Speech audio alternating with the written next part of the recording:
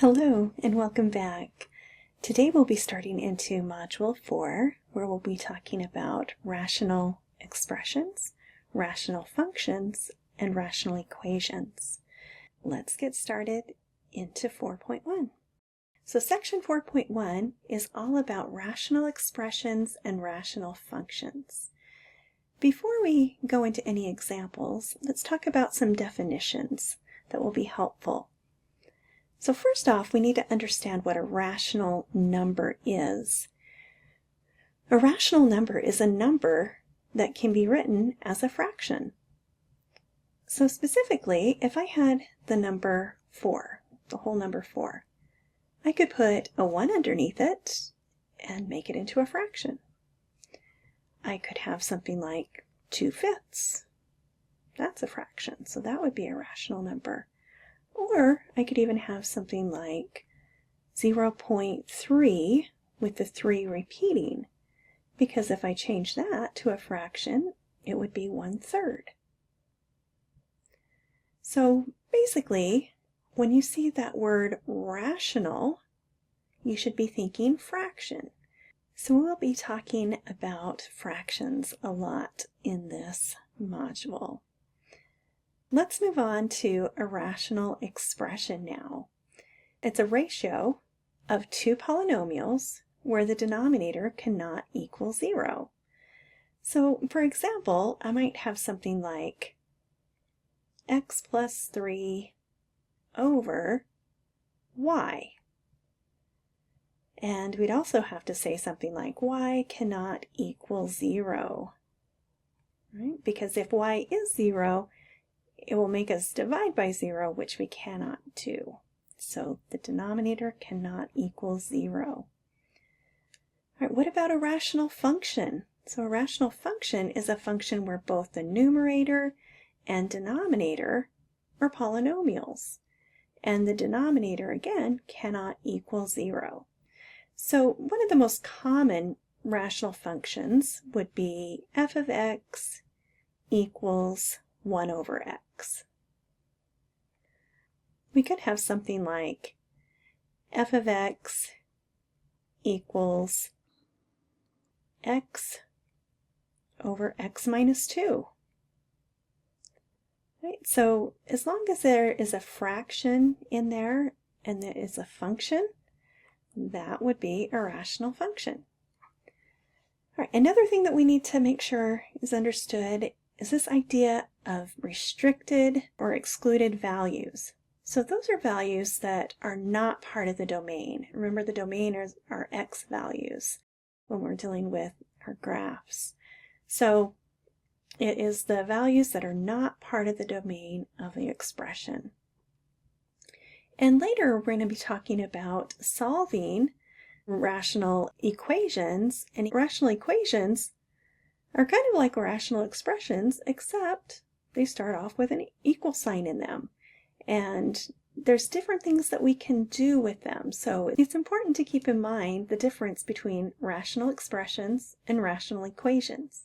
And again, the difference between them is a rational equation starts with an equation in it, and you solve those.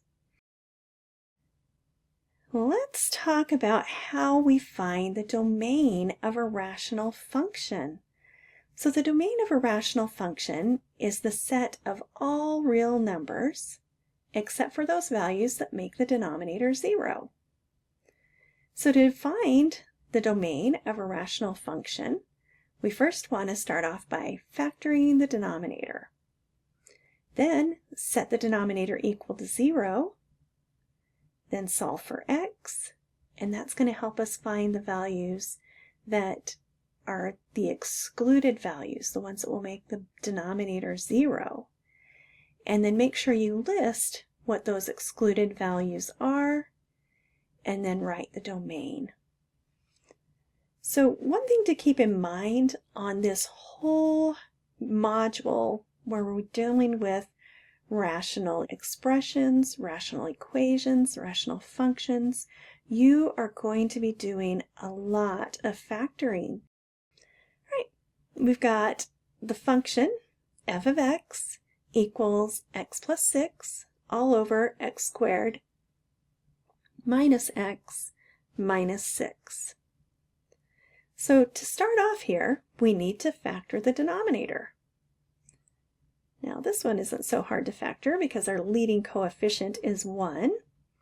So we know we're going to have x times x because that gives us our x squared. And now we need to think what multiplies to be negative 6 that adds to be negative 1. So we know 2 times 3 is 6. And if we're going to add to be a negative 1x, then our 3 needs to be negative and our 2 needs to be positive. All right, so I'm just going to put a line through that because I changed that denominator to put it into factored form like this. Now that I have it in factored form, we need to take that x plus 2 times x minus 3, and we want to find the values that will make the bottom 0, because those are our values that we do not want. So let's say x plus 2, that cannot equal 0, that factor, and x minus 3 cannot equal 0. So in order to figure out what we can't have, let's go ahead and solve this, get x by itself. Let's subtract the 2 over. So we can see x cannot be negative 2. And on this one, if we add 3 over, we can see that x cannot be positive 3. So these two things are our excluded values. We can't have x as negative 2. We can't have x as positive 3, because remember, when we put those numbers in the denominator, it's going to give us 0. Right? Let's take this one for instance. Negative 2. If I put negative 2 in place of my x here, negative 2 plus 2 gives me 0. 0 times anything is 0. That makes the whole denominator 0. So I cannot have that. Right, we're not quite done on this one because it asks us to find the domain, not just the excluded values. So make sure you are looking at the instructions carefully. Are they asking for those excluded or restricted values, or do they want you to write out the domain? One way that you can think about this, I'm going to draw on a number line what we have here. We're saying that x cannot be negative 2. So it's kind of like there's a little hole in the graph here. And x cannot be 3. Another hole in the graph there.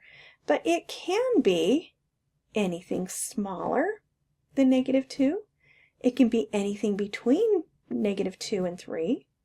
It can be anything larger than 3. It just can't be those two numbers. All right, so now writing the domain in interval notation, let's start and look at this and write it from left to right. So if we're looking at this, we're saying, okay, this is going out to negative infinity, up to negative 2, but not including it, so put a parenthesis there. But that's not all, so we need to put this union symbol to say there's more. And what's more? Well, we have the stuff in between. So now in our next one, we want to have parenthesis negative 2, comma 3, parenthesis. Again, these need to be parentheses because they can't equal those numbers. And then that's not all, there's more. And the rest of it will be 3 to infinity. So these are all of the x values that will work. That's what our domain is. Where these two values are our excluded values, so that is what x cannot be. Let's look at the next one. Find the domain of g of x equals 3 over 5 minus x. Now, this one is already in factored form. There's nothing more that we can do to this to factor the denominator.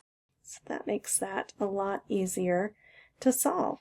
So we're going to take whatever is in the denominator, 5 minus x, and say it cannot equal 0, because we cannot divide by 0. Let's go ahead and add our x over to the right side. And so we get 5 cannot equal x, or x cannot be 5. So again, that's our restricted value. but it's asking us to find the domain. So we're saying x can be anything except for 5. Any number at all, just not 5. So if I was writing that down in integral notation, again, we can think of it on a number line if that's helpful for you. Here's 5. This is what it can't be, but it can be anything to the left of that and anything to the right. So that means we'd have negative infinity to 5, parenthesis, union, parenthesis, 5 to infinity.